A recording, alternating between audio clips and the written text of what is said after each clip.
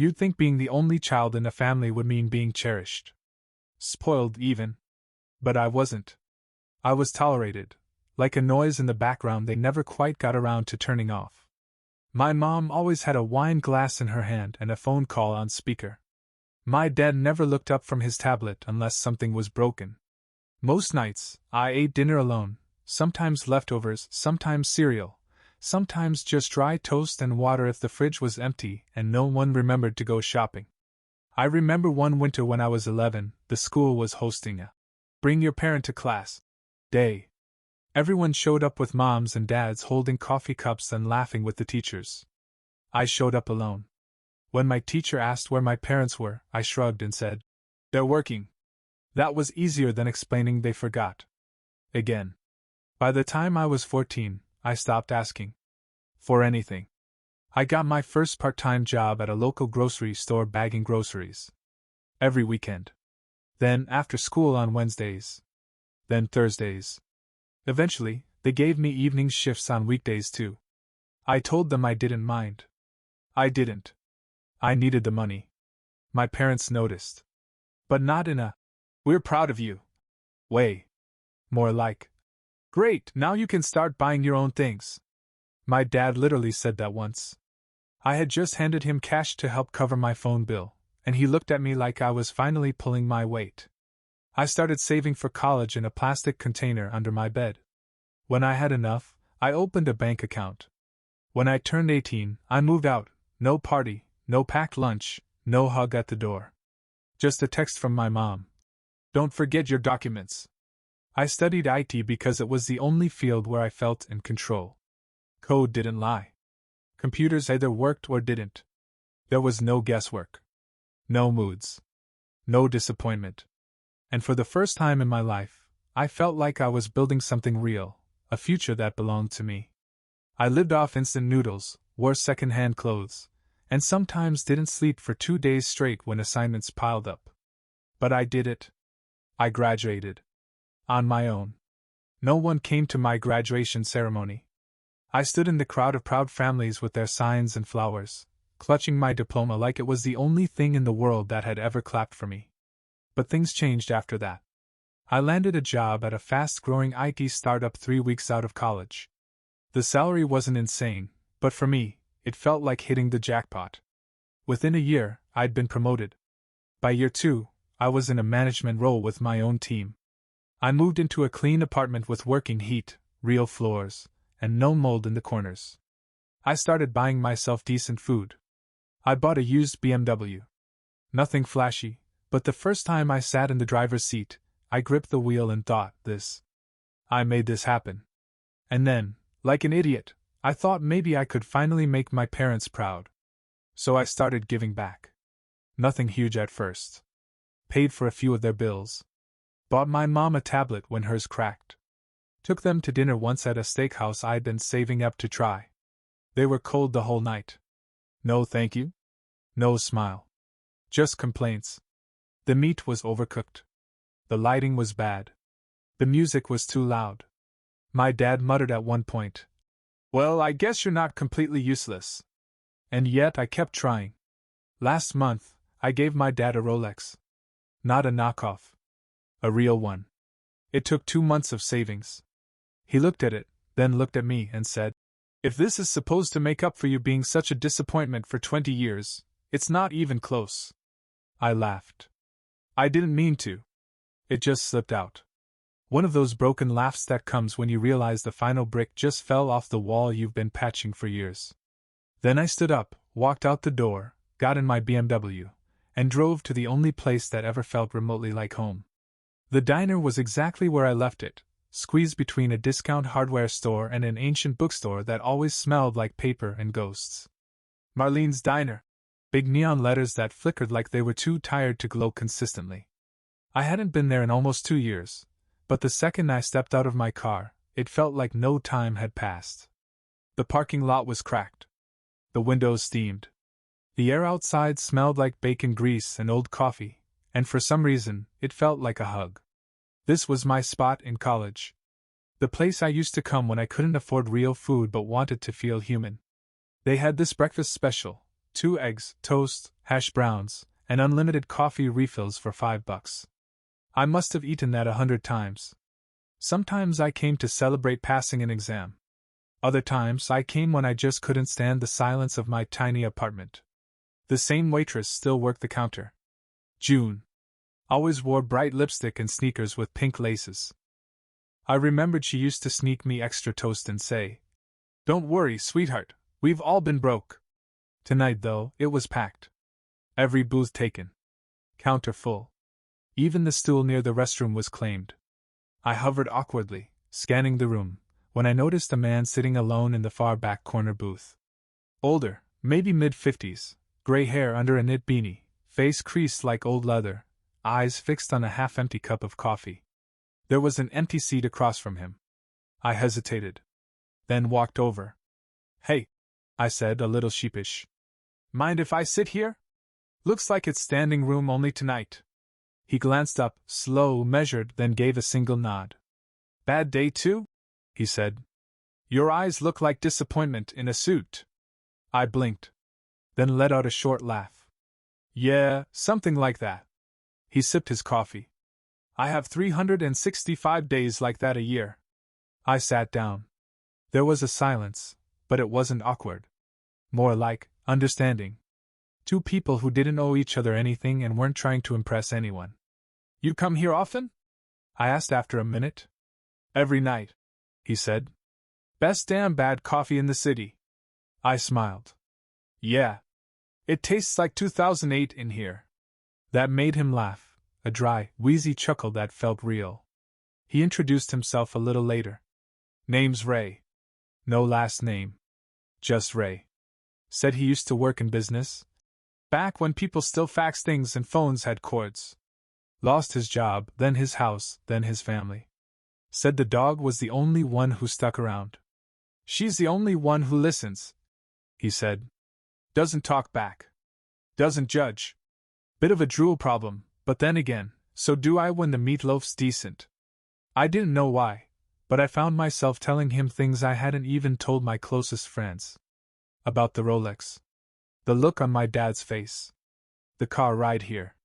How tired I was of being useful but never valued. Ray just listened. Didn't interrupt. Didn't, well actually, me? Didn't offer advice. He just nodded and said, "Yeah. I get it." Before I left, I paid for his meal without telling him. Slid a 20 to June and pointed at his plate. When I got up to leave, he looked at me and said, "You didn't have to do that." "I know," I said. "But I wanted to." He nodded again. "See you around, maybe." I didn't expect to. But the next night I came back. And there he was, same booth. Same coffee. Same beanie. And I realized, maybe he was waiting for someone too. The next night, I didn't even hesitate. I parked in the same cracked spot, walked past the flickering neon sign, and pushed open the door. The same warmth hit me, the hiss of the coffee machine, the clink of forks on ceramic, the low murmur of half-finished conversations. But this time, I wasn't here to escape. I was here on purpose. Ray was in the same booth. This time, he wasn't alone. Sitting beside him, curled up on the pleather seat like she owned the place, was the most unbothered, questionably groomed chihuahua I'd ever seen. She had on a tiny denim vest with a sewn-on patch that read, "I'm not rude, I'm just full of beans." The dog blinked at me with a side-eye that said "I tolerate you," then let out a fart so loud I genuinely thought someone's air brakes had failed outside. Ray just sipped his coffee like it was the weather forecast. "She's a lady," he said. "Shows some respect." I laughed, a real one. The kind that rises from your stomach and doesn't need permission. "What's her name?" I asked, sliding into the booth. "Button." "Because she's cute?" Ray deadpanned. "Because she unbuttons my jacket by accident every time I pick her up." I looked down. Button was now fully belly up, legs splayed like a potato bug, sighing like she just worked a double shift. "She's a rescue," he said. "Had her for 6 years. Only girl who stuck around. She looks loyal. She looks possessed," he said. "But she's all I've got, so we make it work." We sat in that booth for over an hour. Talked about dumb things, the best diner toast, The horror of modern email threads, why gas station coffee slaps harder than it should. Then, gradually, Ray started talking about life. He said he used to work in logistics, managing fleets, coordinating nationwide supply lines, and spreadsheets for days. I was good at it, he said. Maybe too good. Trusted the wrong people. Got looped into a legal mess I couldn't afford to fix.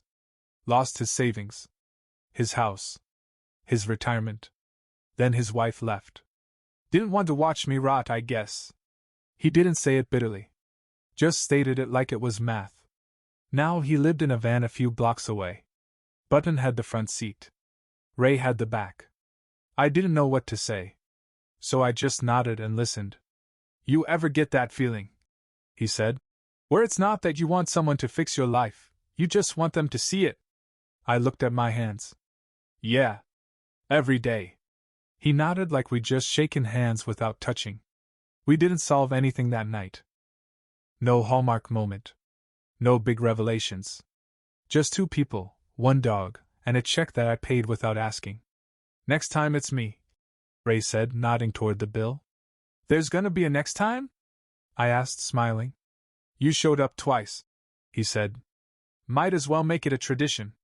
As I walked out of the diner, Button barked once, shrill and sharp, like a tiny curse word. Ray shrugged. She likes you. That's her version of a hug. For the first time in a long time, I didn't feel like I was chasing love. I felt like I was being invited into it. We started seeing each other outside the diner.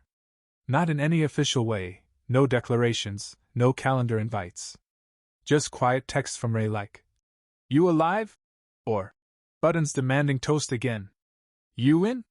We started meeting at the park. Button would trot ahead of us in her ridiculous outfits, one day in a hot dog costume, the next in a hoodie that said, "Sassy since birth."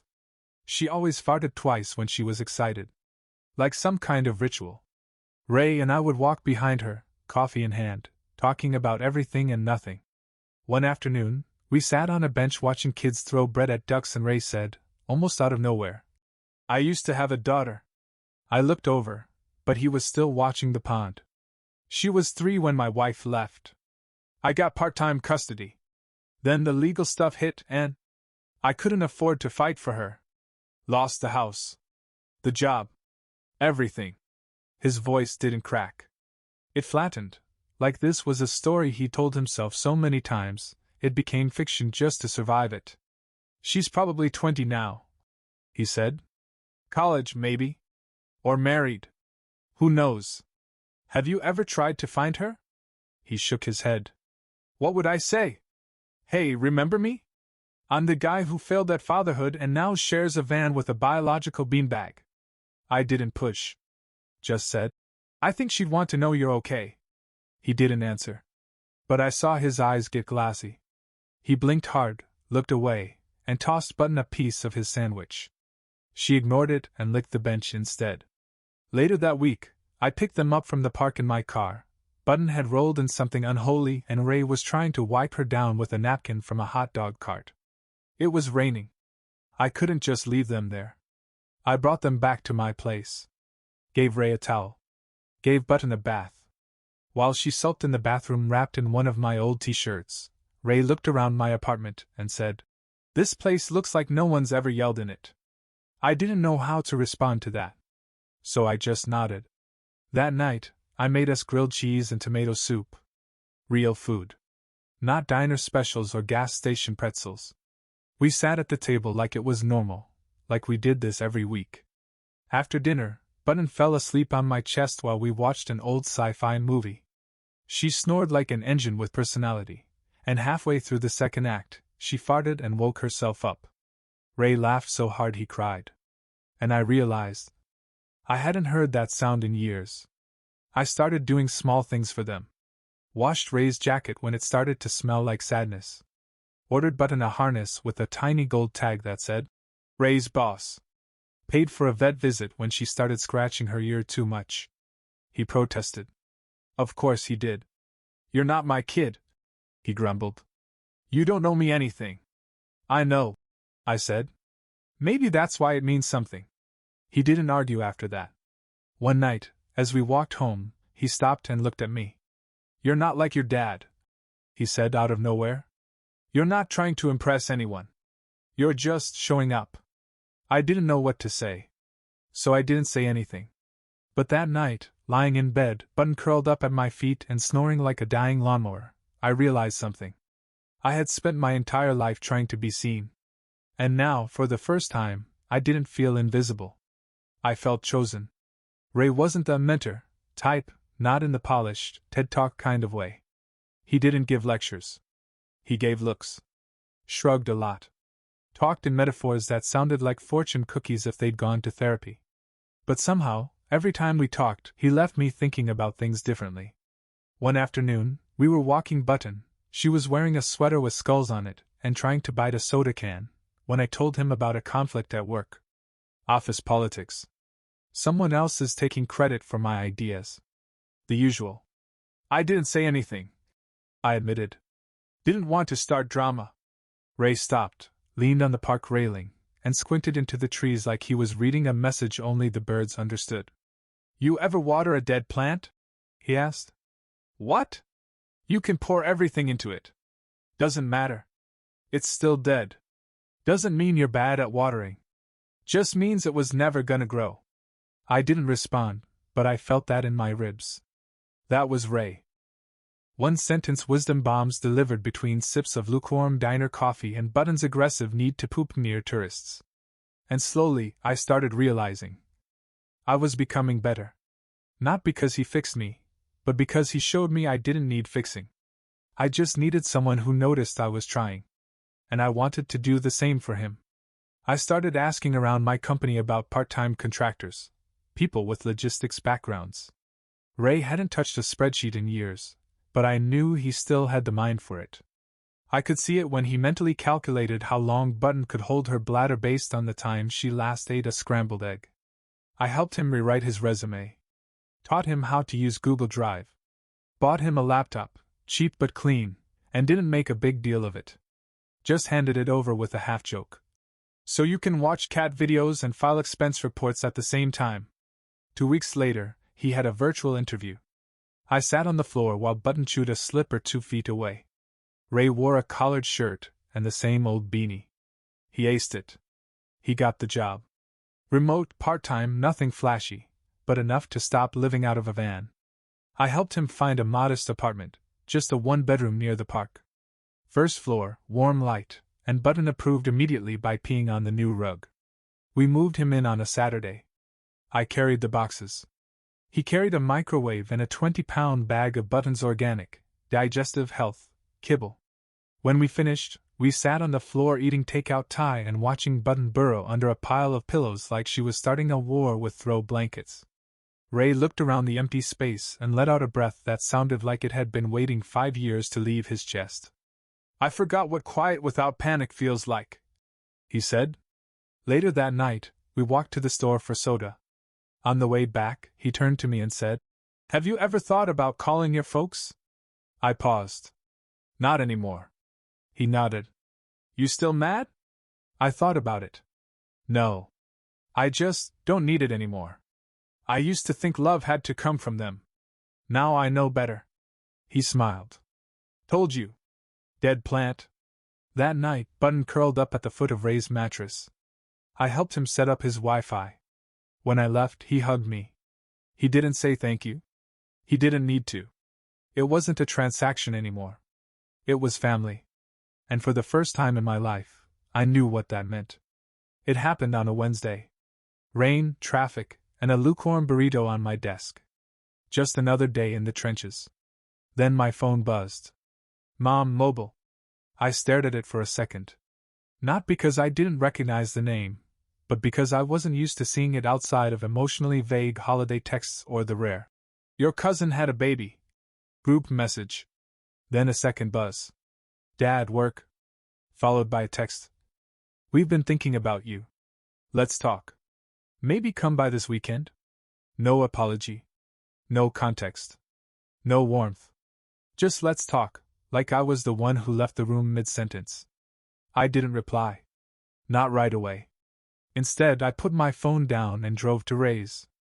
He opened the door in mismatched socks and a t-shirt that said I survived 1983 and all I got was trauma. Button ran out from behind his legs like a torpedo in a banana hoodie. She farted halfway down the hall. Business as usual. Ray noticed my expression before I said a word. Ghosts? He asked. Worse. Parents. He didn't ask for details. Just motioned toward the couch, then disappeared into the kitchen. When he came back, he handed me a mug of tea and sat down with the sigh of a man whose bones crack like bubble wrap. I told him about the messages. The missed years. The sudden outreach now that I was stable. Successful.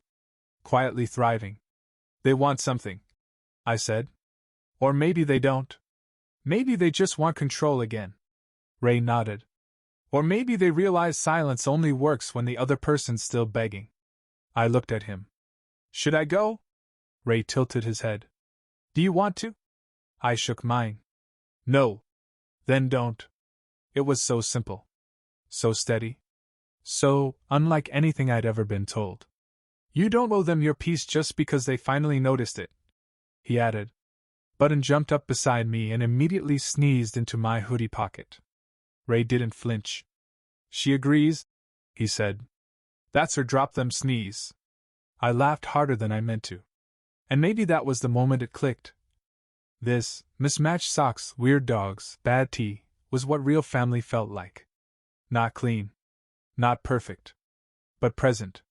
Kind. Safe. I picked up my phone again. Type. I appreciate you reaching out. But I'm doing well.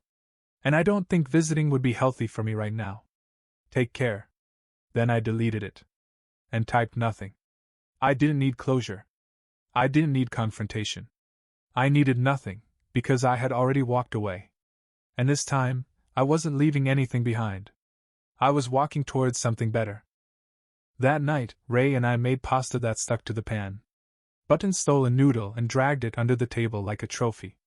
We watched a documentary about alien abductions, and halfway through, Ray fell asleep with his head tilted back like a snoring gargoyle. I didn't check my phone again. Didn't need to. Because for the first time in my life, I wasn't trying to belong to someone who didn't want me. I already belonged. Saturday started weird. Ray texted me early, no meme, no button photo, just, "Are you busy this afternoon?" When I showed up, he wasn't in sweatpants like usual. He was wearing jeans, a button-up, and I swear, actual cologne. Button trotted out behind him in a glittery hoodie and baby sunglasses like she was heading to brunch with the Kardashians. Ray just grunted, handed me a to-go coffee, and said, "Get in." 20 minutes later, we pulled up to a small park on the edge of the city. Faded slides, crooked benches, the kind of place you forget about unless you grew up near it. Ray carried a wooden box under his arm. We sat on a bench near a leaning oak tree. Button immediately barked at a squirrel, farted, and trotted off. Ray stared out at the trees for a while before finally saying, "I used to bring my daughter here. Every Sunday." I didn't say anything. She'd chase pigeons like she thought she could outrun them. Every time she got close, she'd freeze like it was magic. I think she just liked the trying. He opened the box. Inside was a silver pocket watch. Old, but still beautiful. Worn. Loved. "She gave me this when I got promoted," he said. "Said it was so I'd remember when to come home." He turned to me, eyes tired but clear. "I want you to have it." My throat tightened. "Ray." "No speech." He cut me off. "You didn't earn it. You just are. You show up. You care. That counts more than any bloodline ever did." He placed it in my hands. "Your family. Whether you like it or not." Before I could respond, Button leapt into my lap, sneezed directly onto my hoodie, and licked my face like a stamp. Ray watched with a straight face. "She agrees?" I held the watch. It wasn't just a timepiece, it was a memory. A message. A line drawn between past and present. Something real. That evening, we grilled burgers on his tiny patio. Button wore a bandana that said, "World's Most Flatulent Queen." She sat at the table like a gremlin-shaped guest of honor. Halfway through dinner, she farted so violently she scared herself off the chair. Ray and I laughed until we cried. And when the sun dipped low and everything went soft and golden, I realized something important. I hadn't checked my phone once. Not for my parents. Not for anyone. I wasn't hoping for a text. I wasn't imagining some apology that would never come. I was here with people who chose me, not out of guilt, but because they wanted me around. Ray didn't say, "I'm proud of you." He didn't have to. Button didn't hug me. She just dropped a sock in my lap and collapsed across my foot like I was furniture. That was enough. For the first time in my life, I didn't feel like I had something to prove. I just felt at home. 3 months after Ray gave me the pocket watch, I realized I hadn't once thought about going back. It sat on my desk, beside my monitor, next to a framed photo of the three of us, Ray in mid-bite of a burger, me trying not to laugh, and Button, dressed in a glittery hoodie and pink tutu, staring into the lens like she was about to drop a mixtape titled Gas and Loyalty. Some people frame family portraits. I frame proof that healing doesn't always come the way you expect it. Ray's working part-time now, from his laptop at the kitchen table.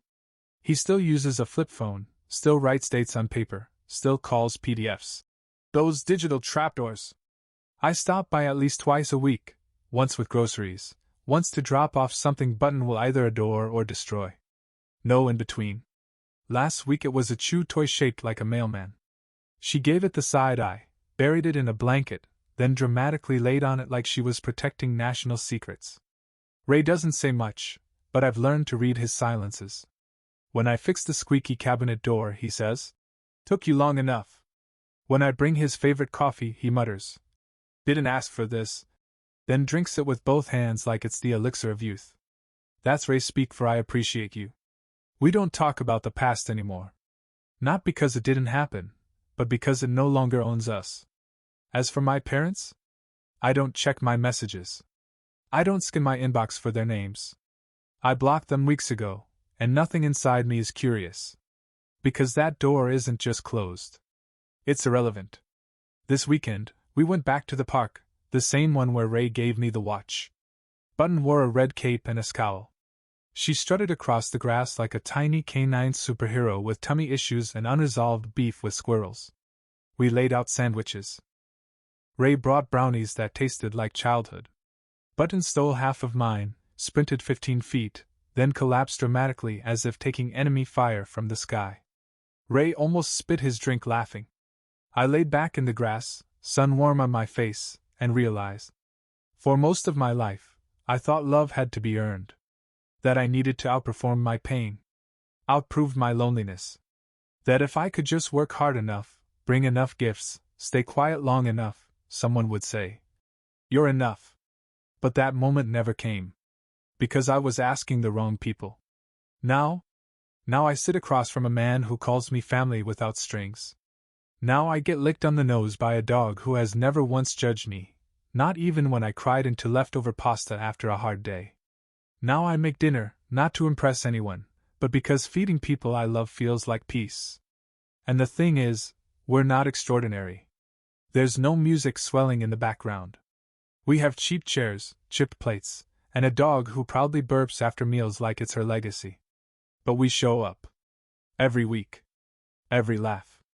Every sandwich. That's love. Not perfection. Presence. Ray didn't say he was proud of me. He just looked at me the other day and said, "We out of burgers. And you're the only one with a functioning back." And that's how I knew I belong. I didn't get the family I was born into. I got the one I deserved. And I wouldn't trade that for anything. Not for an apology. Not for a, "We miss you." Not even for the version of love I used to beg for. Because this is love, weird, loud, soft, and absolutely mine.